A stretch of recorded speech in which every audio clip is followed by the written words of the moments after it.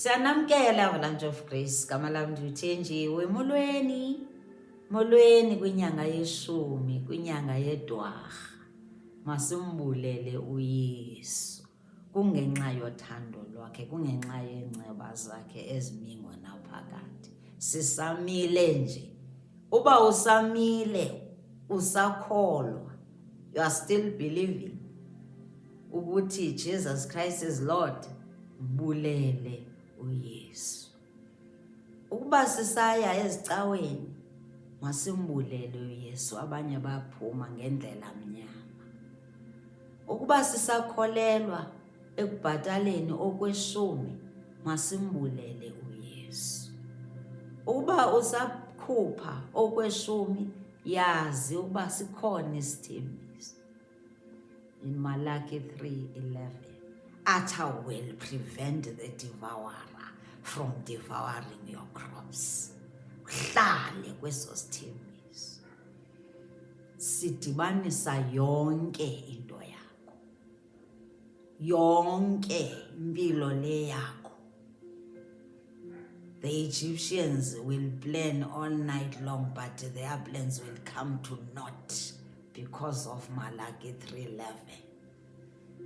He is preventing the devourers. Himself, Lord himself.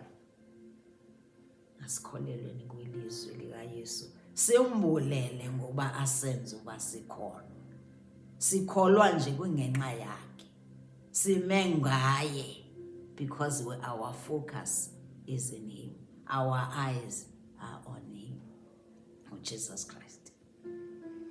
Isifundo sethu sanamhlanje sasifumana kuYohane weshumi elinesithandathu, ivesi yamashumi amathathu anesithathu. Ithi, ezi zinto ndizithethile kuni ukuze nibe noxolo kum. Ehlabathini niyakuba nembandezelo, yomelelani, mna ndiloyisile ihlabathi. KuYesu lo othetha nathi namhlanje. Uthi uloyisile uYesu ihlabathi. Zonke ezi zinto esidibana nazo, ezingxaki, ezimbandezelo, ezintshutshiso, these trials, these tribulations, uYesu uthi uzoyisile yena. Xa uYesu ezoyisile, nathi sizawuzoyisa. Nokudibana nantoni na, namhlanje kufuneka utsho uthi nje ndizawuzoyisa nam ngoba uYesu endimlandelayo uzoyisile naye. uYesu ufuna sibe no mentality ye-overcomers, the overcomers mentality. Sibe nengqondo yoloyiso, to rise above the circumstances. Singahlulwa zi-circumstances noba zinganzima njani. uYesu ufuna sibe namandla, sithembele yena. Singoba amandla ethu akuyi, asekuthembeleni kuye. Singabonqobi, we are overcomers in whatever situation. So masihlale sinale overcomers mentality. Masihlale sinengqondo yoloyiso. Singavumi uba sithi xa singenazo ezinye izinto, xa sigula sizibone ngathi njena noko asimelanga kugula ngoba sihamba noYesu. Sigula kanjani sinoYesu? uYesu unathi, enathi njena, yena usegqibile. Uloyisile ihlabathi, nathi sizaloyisa ihlabathi.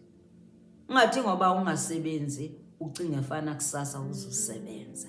Ithi Yesu ndijonge kuwe, ndiyakwazi uba soze ndidluyiswe zizinto zehlabathi.